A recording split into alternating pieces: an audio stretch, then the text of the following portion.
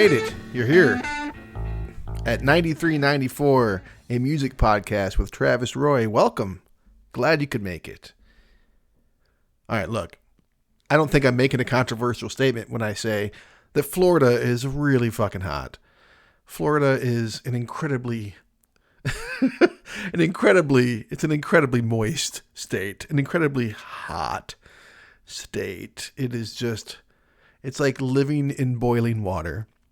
And it's there that I met Brad Carroll, who joins me for this episode. I'm talking, it's so fucking hot that you park your car in the parking lot and you come out a few hours later and your rear view mirror has literally melted off your windshield and has like fallen just on your floor. That happens. That's a thing. That's how hot it gets.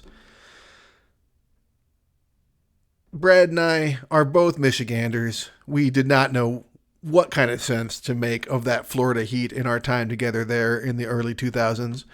But he became a lifelong friend, and I'm grateful that he joined me for this episode to discuss the quintessential 1993-1994 album. For a lot of us, I remember watching this on TV when it came out and being, pretty gobsmacked by it, Most of us never got to see Nirvana live, unfortunately, but all of us collectively got to enjoy this experience together over and over again.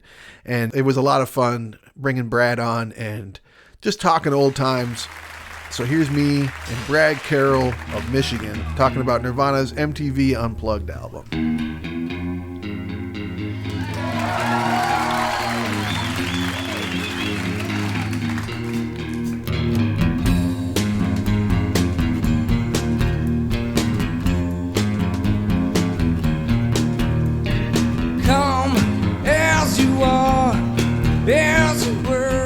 Hey, bud. Hey there. How's it going, Beezaire? Great. How are you? I'm doing good, bud. I've been notified of this.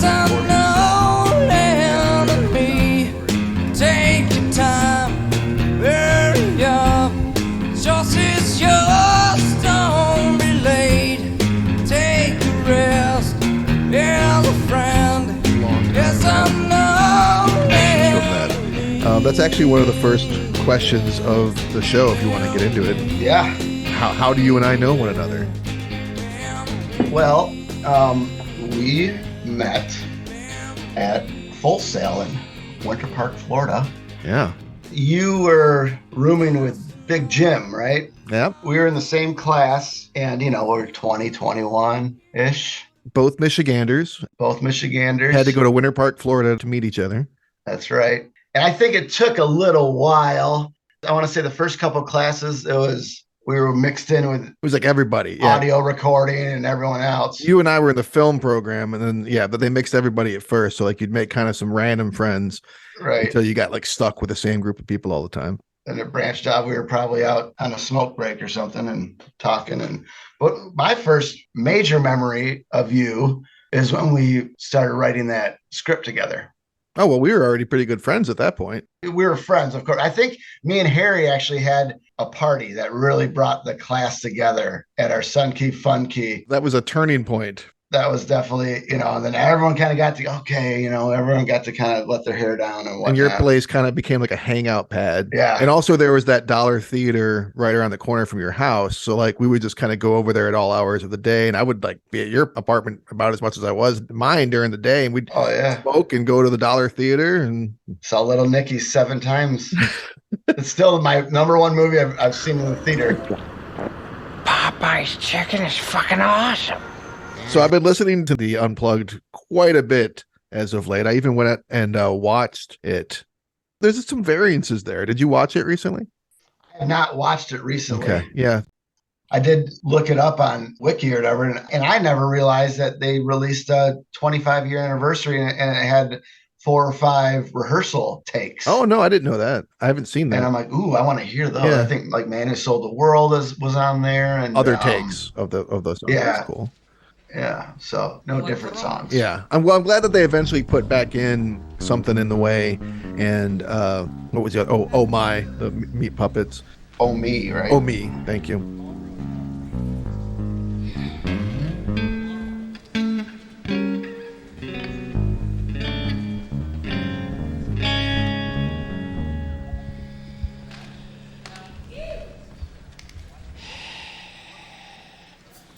Good evening.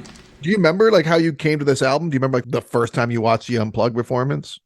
I had liked music, when I was a kid, Michael Jackson and Madonna, and I love the Monkees just because I'm a goofy kid. Sure. The show on Nickelodeon was fun, and hey, we're the Monkees. Those are fun. I had the cassette tapes and all I that. had a Monkees cassette also. I remember roller skating around in my basement, listening to True Blue, baby, I love you. Whatever. Yeah, like 7 or 8. Yeah, exactly. And like that kind of mid to late 80s. And then when Nirvana was the first, like, I got a guitar because of Nirvana. Okay. I could play those songs. They were power chords, Yeah, 3 or 4 chords, and they weren't.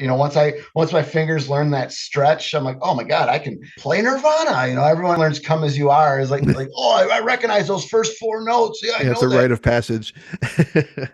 We were what, 9th grade, I think, or 8th grade when that came out, 94, 90. So that's the funny thing about this album. It's like the ultimate 93, 94 album because the Unplugged performance was recorded November 18th of 1993. I don't know when it actually aired, but I think it wasn't that long after that. Right. The album version came out a year later, November of 94. So 8th grade, 9th grade. Right. He died in April early 94. April. Yeah. And then it was released. So I was pretty heavy into Nirvana. I had Nevermind on tape. I had Incesticide on tape. Mm-hmm. It came out, and I don't know how do you put it into words. It's just like it was this totally different side to Nirvana. Yeah. Right. Yeah. Nirvana, he's got this raspy, he's got the greatest scream growl ever, and just this kind of like heavier music, Uh-huh. And I wasn't really into much. Like, I never got into heavy metal or Metallica or anything like that, and not comparing that. Well, I get you. Distorted, kind of quiet, loud stuff. I think I really liked his lyrics, and I felt like he embodied that whole genre. Like, just the way he looked, the way he dressed, the way he sounded, the way his music was. It wasn't like perfect. If he hit an off note, he didn't care. It was just like, yeah. Like, kind of the F you to the establishment, that was all just encompassed in this one little 3-piece band, Yeah, there's always a lot of authenticity to what they did. So but they were also like they weren't punk rock, but they were kind of punk rock, like in their ethos. In a lot of ways, they should have been extremely grateful to MTV to making them pretty famous, because I feel like that video for Smells Like Teen Spirit went a long way in getting them into hyper fame. Huge. Cobain is kind of giving the middle finger to MTV, but MTV is really what brought them to huge fame and a lot, helped that out. And it's like, but that's not necessarily what he wanted, Mm-hmm. And then it just kind of happened like almost overnight, where he's like, oh fuck, I'm just like, I'm Shit. I'm this goofy little kid from Aberdeen, Washington, and now I'm like a world star. Like, right. I can't handle this. I got, I'm a lot. But that's the thing. It's like, yeah, okay, I am biting the hand that feeds me, because that's who I am. That's his style. Yeah. But it's also kind of fitting for their final release to have been associated with MTV in a way, especially since MTV, they were so instrumental in my life and in maybe even American and world culture in the late 80s, early mid 90s. Oh, but it wasn't too long after this that it was like singled out in the real world, and they just stopped showing fucking videos and this was like a swan song for Nirvana and MTV almost in a way. Yeah, like MTV 2 came out. It's like, all right, this is the channel that's going to have videos, I think. Right. I don't know. Yeah, no, you're right. That's what it. And it's like, and now we're going to ruin the world with reality TV. Yeah. We're gonna destroy our own business model.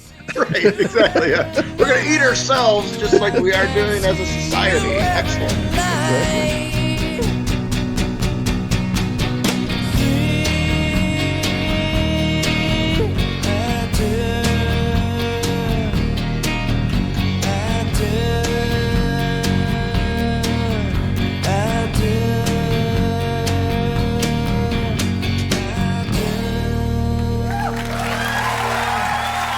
This performance, it was noticeably not just because it was acoustic, but it was noticeably a maturing of Nirvana, right? Like it felt like a big step forward as far as them as a band goes. Oh yeah. That's what pisses me off so much is I would have loved to see what they would have done after that. Seeing like, wow, all these, harder rocking songs, they sound great acoustically as well. Like would that have, if not better. Yeah, would that have shifted maybe, obviously I think they would, he would stick to his roots, but maybe they'd mix in a little more. I don't know. Who knows what would come? It suggested some promise. In Utero was a kind of a big step forward, but this was sonically speaking a very different vibe. And it fit them well. It fit them as well as that cardigan fit. Yes. The most famous cardigan in history. You know that cardigan's the most expensive cardigan that exists? It's like over $500,000 and it hasn't been washed. Is it really? Yeah, he was wearing it like during that whole tour. He was wearing it up until his death. I'm wearing this cardigan right now that I wear at home like all the time. It's like my security blanket, and that was his. Yeah. So he wore it like all the time. I read up that all the MTV execs wanted them to, less cover songs, more of your big hits, like Right. do some more hits. I think Come As You Are was their only radio song at that point. Yeah, it was. Because I think In Utero came out in late September of 93. Yeah, it was relatively new when this came out. And All Apologies hadn't made it to single land yet. Right. And he didn't do Heart Shaped Box. No. But he did Dumb. He did All Apologies, Penny Royalty. Yep. And that's, I think, it. It'd be hard to put like Very Ape. Yeah. Acoustically. Some of those, Francis Farmer Had a Revenge. That's what I was thinking. That's not going to translate to acoustic very well. But he was still, I'm going to do this fucking show, but I'm going to do it how I want to do it. I'm not going to say, okay, yeah, we're going to do acoustic Smells Like Teen Spirit. And I've thought about too, like what other songs could have worked. And I think like something like Lithium might have sounded really cool acoustic. Here's a question I have for you. Do you think that we are disserved in any way by the covers, especially the Meat Puppets covers? Not that I mind the Meat Puppet songs, but I mean, like 2 Meat Puppets covers would have been excessive. 3 is like, are we cheated out of other versions of Nirvana songs by all of these covers? Probably a little. A little, right? I think he was a very big fan of their first couple albums. And I think that he wanted to help their careers along. Oh, definitely. Or their careers, the Meat Puppets career. Brothers Meat, and it's just like the Brothers Meat. So he had them, come on and get your face out there, get some. And the things that I like, especially Lake of Fire, just hearing him strain his voice to hit those. I'm not even gonna attempt to do it, but like Fire and Fry. See him again till the 4th of July. Those are notes that Cobain isn't meant to hit, and he did it. It worked out cool. Yeah. But then it's like, then I'm biased. Like, yeah, I do like, Jesus Don't Want Me for a Sunbeam. It's amazing. I love it. And I didn't know Novoselic could play accordion, Right.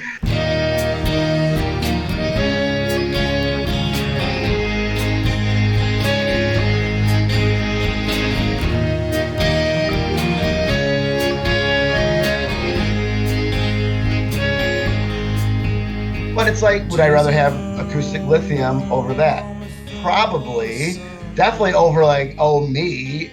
I actually really like Oh Me, but Plateau's the one that I'm not saying I don't like them, I but gotcha, it's like, I gotcha. If I could take one album and say what's responsible for the majority of the music I've listened to in the, almost 30 years since that came out. See, that's how you feel old. It's 30 years. I mean, almost 30 years. In 04, right? In the fall, right? Yeah. But it's like, I'm 13, 14, it opens up. This is a song off our first album. Most people don't own it. Right. Right. He does About a Girl. And they also released that as a single later, which made sense. But it's like, and this is, pre-internet. So I can't just Google Nirvana album lists. I'm like, okay, I got to go to the record store, the CD store. Yeah. I'm like, oh, what's this Bleach, Here's a question for you. Were you like me in that you were wholly unfamiliar with Leadbelly until this came out, and then you got a little bit obsessed with Leadbelly? That was my next point of order. Yeah. Right. Like, I think a lot of us did that. Well, and to be honest with you, Bowie in the same way. Yeah. I knew Let's Dance, but I didn't know the album Man Who Sold the World that came out in 71. So that got me into Bowie. And you get into Bowie, now I'm into Lou Reed. Now I'm into, T-Rex. And now I'm into so many other great bands from like the 70s, Yeah. And that was because of this one damn song on this MTV Unplugged album. I mean, even the cardigan, to go back to that, like no one our age wore cardigans. And then he wore that cardigan on TV.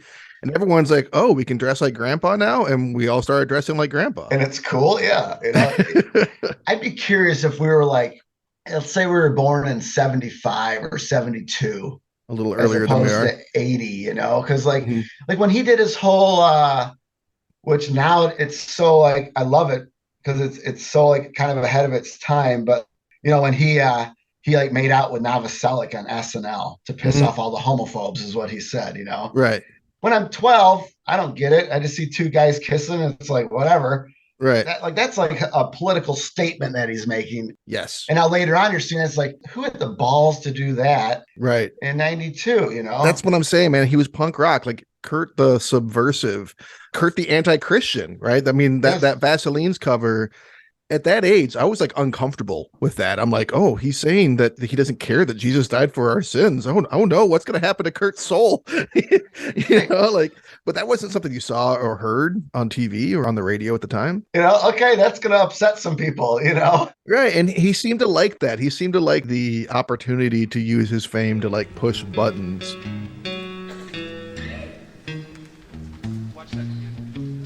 So what do you think are some of the best songs from this album? Do you have a favorite track or tracks?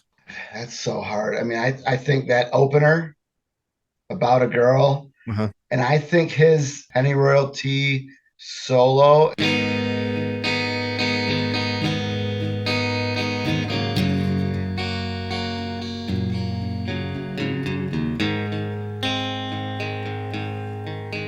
He's talking about all the medicine and stuff he's taking. It's like he's not making this up. Like this It's is very personal. That he song. is taking cherry flavored antacids. Like I had no doubt. And Yes. even if he wasn't, he sold it. Well, he definitely was because he had all those stomach issues in his life.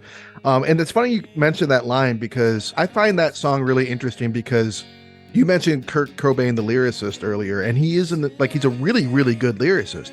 But you listen to that song, that line, cherry flavored antacids, is literally the only line in the song that doesn't have the word I or me in it. Every other line in the whole song has I or me in it, which is pretty fucking basic. You don't really want to do that too much as a songwriter, as you know. Right. But that's kind of one of the things that I think worked about him. He was able to have these really penetrating lyrics and often very personal, like vulnerable lyrics that also, I mean, I think that was part of their appeal, especially to younger kids, is that it was simplified. It was never like, I got to break out the dictionary to learn what the fuck he's talking about. I mean, I didn't know what penny royalty is, and I still don't know. I think it's some sort of, I don't know what it is, but Earl Grey. It's probably some hallucinogen or some sort of historical reference of some kind. But you know what I mean? Like he didn't have to be too smart. It was broadly relatable. I can't sleep.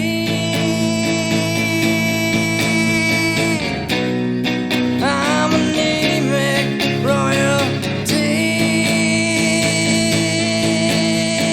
Yeah, and in that same song. I mean, first song, I'm gonna buy their first album, which is how many Bleach albums did he sell after he said this is off a first album? Most people don't own it.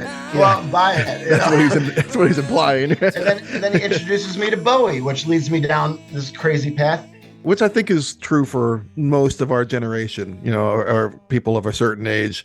A lot of us got into or deeper into Bowie or into blues, and we just kind of got introduced to new things. And I think that was something that was really important to Kurt Cobain. I remember I bought a Flipper album, the band Flipper, because he wore a Flipper shirt like on an interview once. I'm like, oh, okay.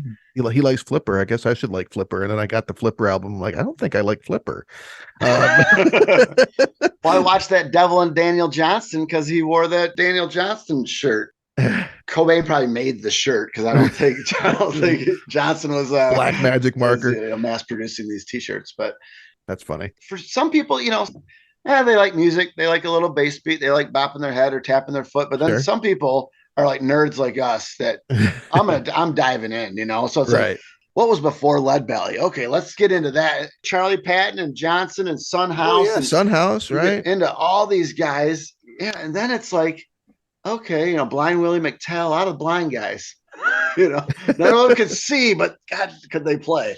And then it's like, because I already had I had my gateway classic rock, your Hendrixes, your Zeppelins, your Doors, and Allman Brothers, and all. Which I never got into that stuff. Although on the televised version, they actually start to play Sweet Home Alabama for like a hot minute. With the Meat Puppet guys, and I'm like, oh, keep going, please. Yeah. I don't know how.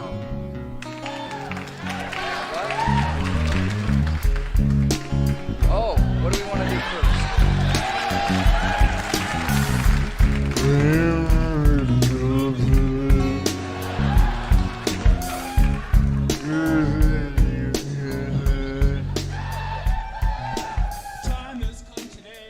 But that's what it did. I mean, and this is just from this one album.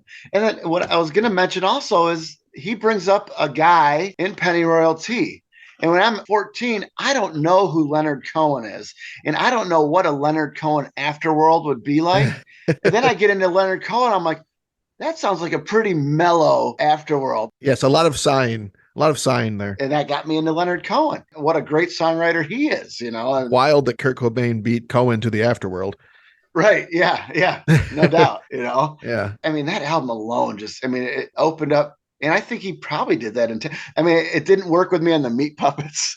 Sorry, and I never got into them really. I hope that the Meat Puppets all were able to like afford houses and like put their kids through college and stuff and like have good, happy lives, which probably had a lot to do with his influence because I don't think many people got into Meat Puppets. He loved them. He did. I picked up Too High to Die around that time and kind of went like, okay, I don't know.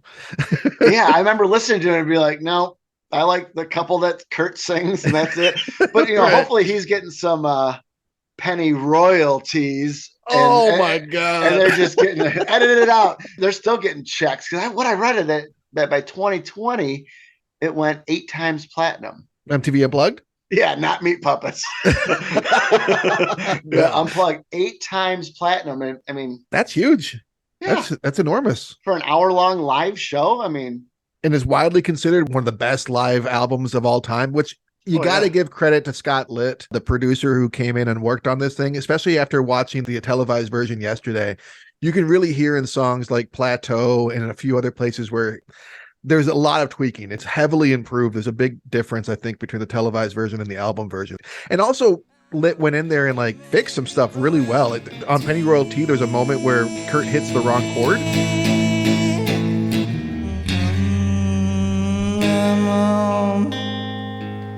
It has to like slide up, and you cannot tell on the album version at all. And there's like a moment where the Kirkwood brothers are singing backup vocals, and it's just off, and he just buries it. We don't need that in there. Well, I read that he built him like an Apple box of sorts to hide pedals because he did amplify. It wasn't just This is the first plugged in unplugged show. Yeah, because you can hear it in Man Who Sold the World for sure. Especially. There's even feedback. But then I read that just like, that was like Kurt's like security blanket. Like, no, I need those.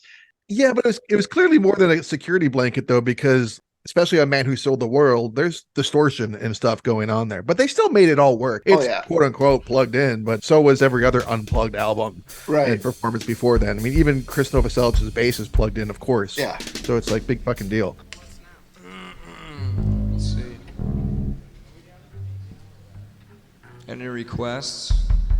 So do you have any criticisms or like a least favorite song? Any flaws in this album for you? Or is it perfect? Oh, God. I mean, you could always ask for more. You could always get more. Like, I wish they would have done 25 songs or something, But other than just maybe having to hit the skip button every now and again. So what do you skip?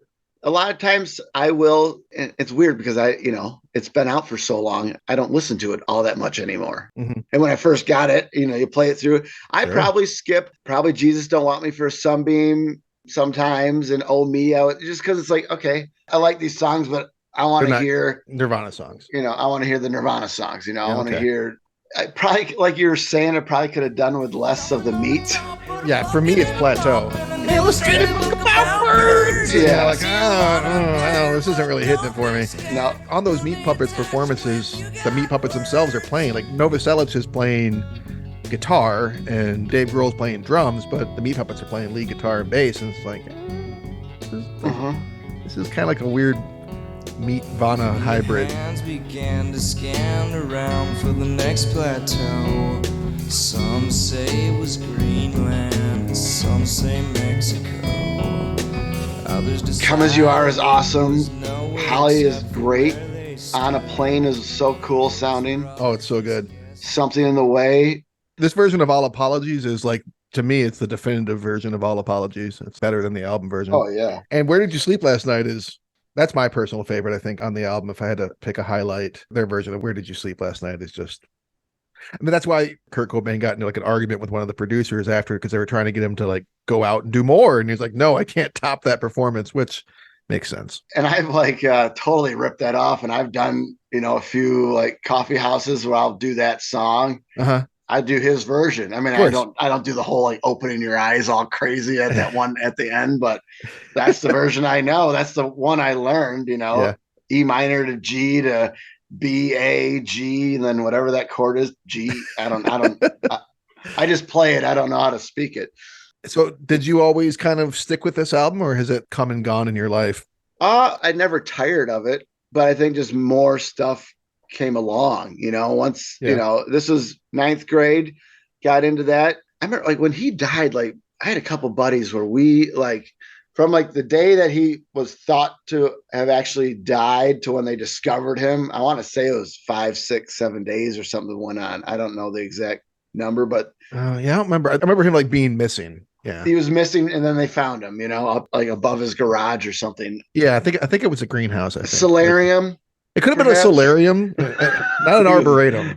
No, definitely not. We'd go like that whole week. This was the next year. Our hair's all long, wearing flannels, much like I still am now. Yeah. But we'd like, all right, we're not washing our hair for a week. We're going greasy. We're in honor of Cobain, So yeah, it was a greasy age anyway. I remember my parents being worried, like, all right, our son he's liking this suicidal heroin addict a little too much for our likings, like, I mean, they don't know. They just had Nirvana, cool band, whatever, not my style. But okay, this guy was like a drug addict and he killed himself. And it's like, Shut up. That age, 13, 14, time moves so slow. God. A year at that time is such an expansive time. So I remember when Nirvana's In Utero came out, I got the day it came out and I was all over it. And by the time he died, 6 months later, it felt like an eternity had passed to me. I remember being like, I'm over Nirvana. Like I was kind of like not that into him anymore. I mean, so for me, this album, it's always been the one I go to. If I put on a Nirvana album, it's this album. I have not put on Bleach or In Utero or Nevermind in a really, really long time, but it has not been that long since I've had this on regular rotation. I kind of always come back to this one.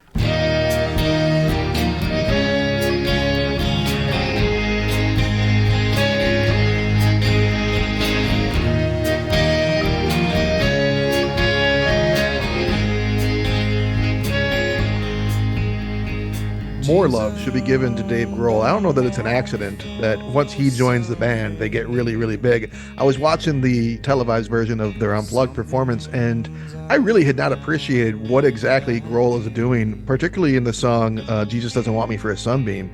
In that song, that boy is playing drums, bass, and singing backing vocals all at the same time. Yeah. He's literally just sitting there with the bass and like hitting like the drums with his feet and singing and playing bass, and it sounds so calm and well done. Effortless. That's the word. Yeah.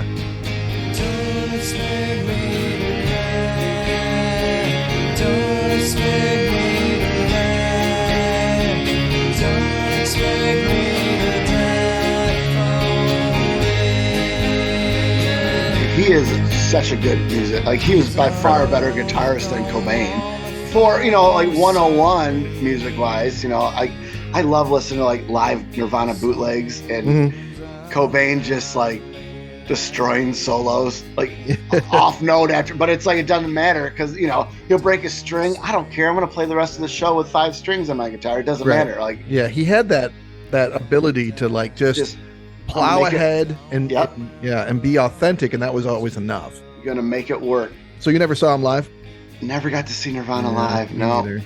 By that point, I mean, I wasn't seeing. I mean, I could probably count on my hand how many shows I had seen. But I think I saw Green Day, and I saw Weird Al Yankovic. That was my first show. That's cool. But he did Smells Like Nirvana, so I did get to see. In a way. But that's the thing with Nirvana is like the Beatles with me. Like, there's songs that are overplayed because the radio played them all the time that I would skip those. Got sick of them. Yeah. Like, Penny Lane and Hello, Goodbye. I'll skip those all day if I'm listening to the Beatles. Sure.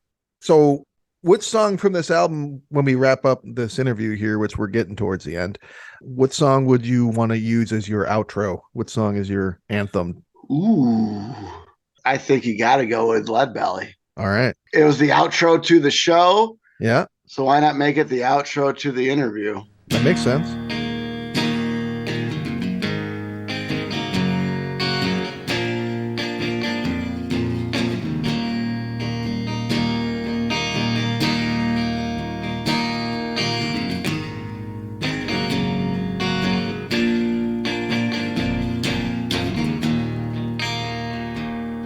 My girl. To me, this album, I think almost over any other album, it just opened the door to so many other bands and artists and just eras of music, you know?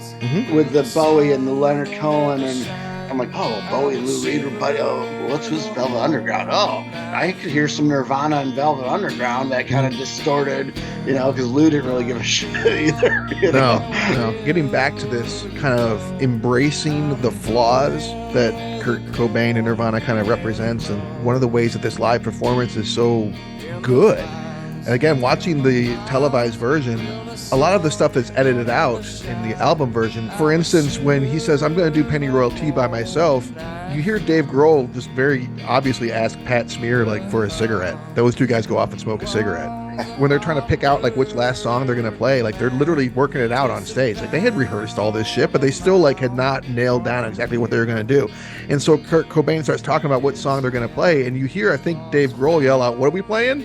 They're just having like these conversations on set. It almost feels like a living room show. Right. Like they got together. There was no, all right, we're rehearsing for months for this huge, important show. Right. They're just like so relaxed. Because I did notice that I saw that the timing was like Unplugged is 43 minutes, but then the video is 55 minutes, or maybe it's 50 or 45 and 53. You know, it's like, yeah, there's like 10 minutes or so extra. Because they did keep some of the banter in. Like I think after Pennyroyal Tea is it Grohl or Navasel? He's like, that sounded good. And he just goes, shut up. You know? Yeah.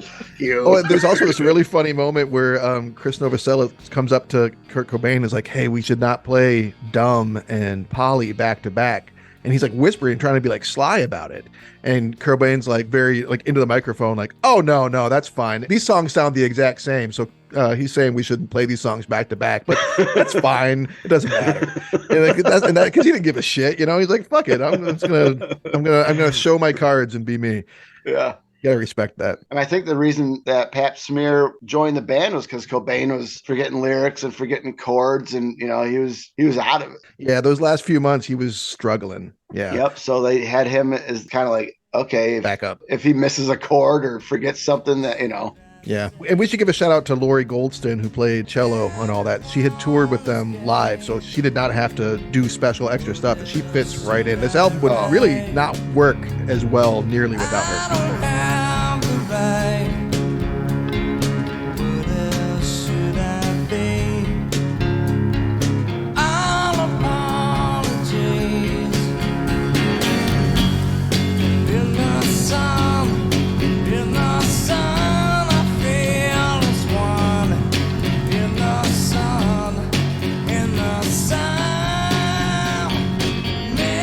I was just listening to Dumb. Especially Dumb. And you can hear, I mean, that makes the song in a way, you know. And All Apologies both. Yeah, both those two songs, like the cello works throughout the whole album, but in those two songs really like it's necessary. And I think that the strings really help kind of compensating for the electrified stuff that's going on, the mild distortion. You throw some cellos and shit in there and it starts to it's acoustic. Lofty. Well, and that's the great thing, like when Man Who Sold the World comes in, you hear the obviously distorted guitar. But everything else is very acoustic sounding. You know, you can hear just the little pats of the drums, the little low bass beat. You know, it's just like that's the one thing that's like, okay, that's distorted. Everything that sounds like the whole band is like, all right, we're plugging in, everyone, let's go nuts. You know, right. In the sun, I feel this warm. In the sun.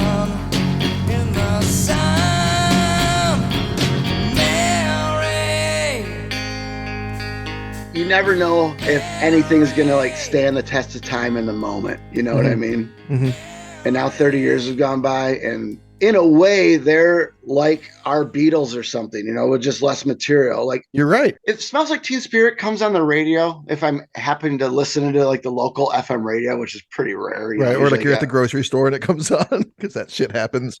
I don't change the channel; I turn it up. Sure. How many times have I heard that song? a billion. So many. But Yeah. it's still, I'm like, hell yeah. And I think there's other bands from that kind of like the whole Seattle scene that have stood the test of time, but Nirvana stands out to me.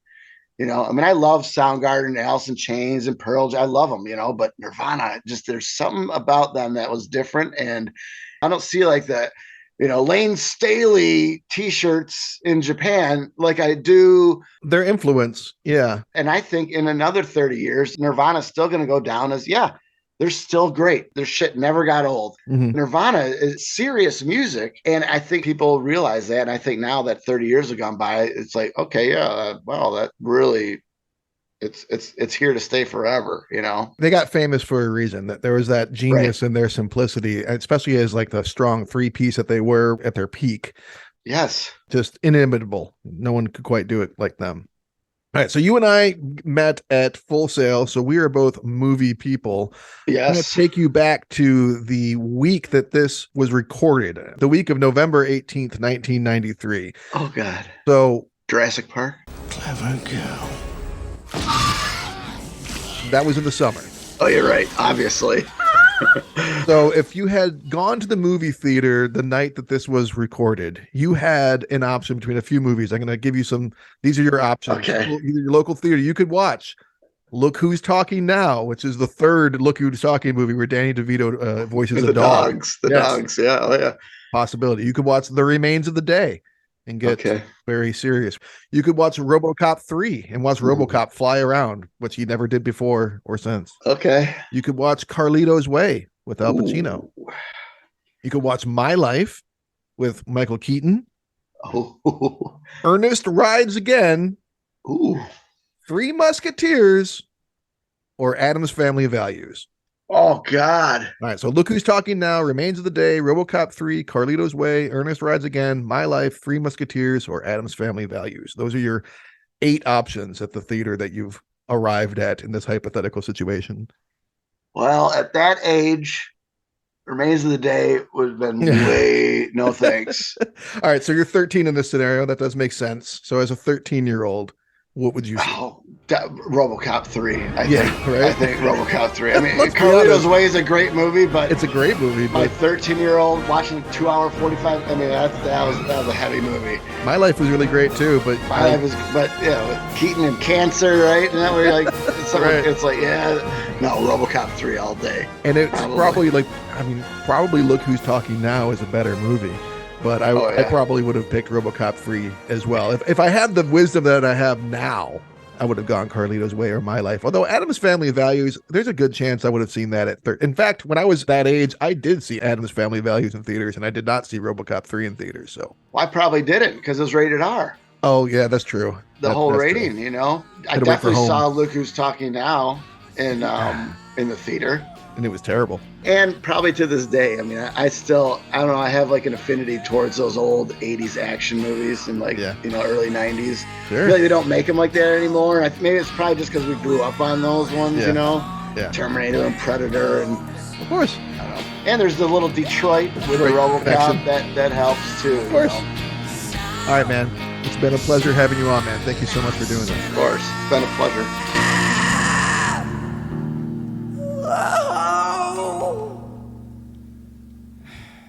Not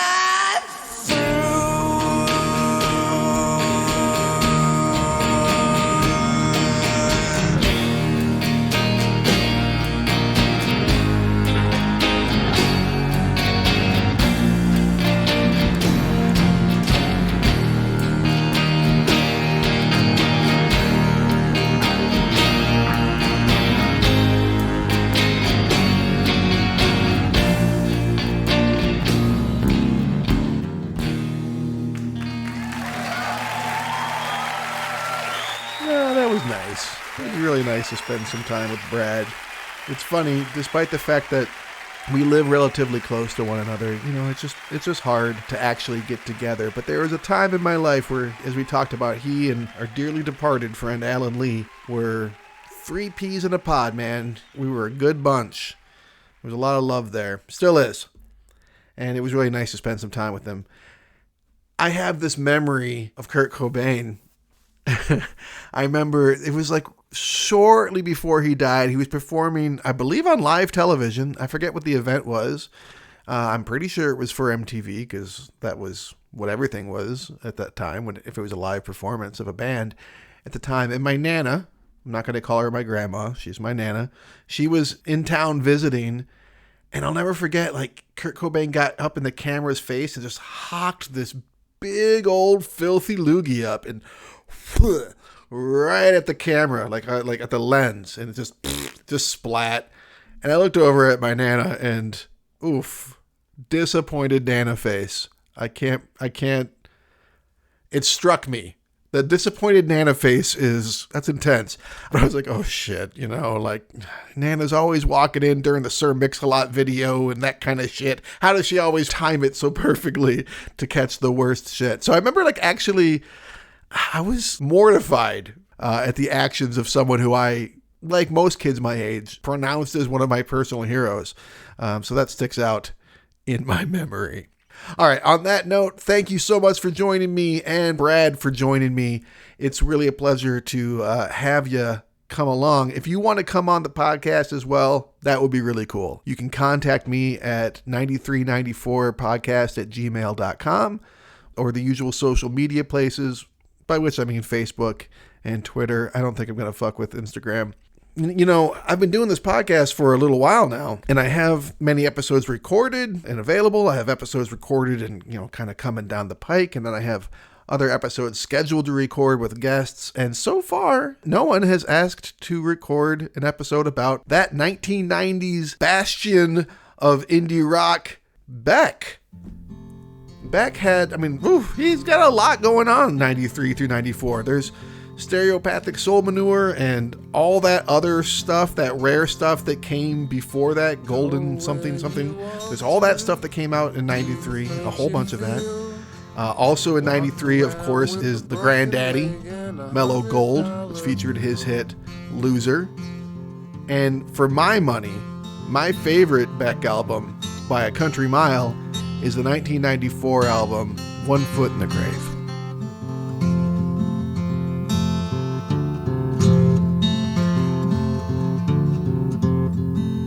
Get yourself a pistol, get yourself a dog, stay up all night getting drunk, sleeping on a hollow log.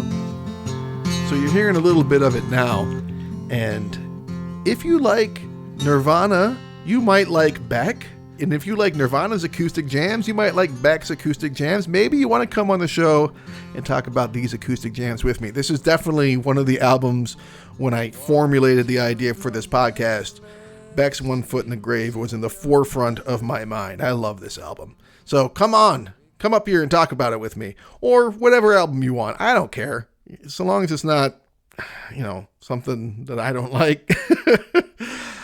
All right, we'll leave it at that. Have a wonderful, wonderful afternoon, day, night, life thing.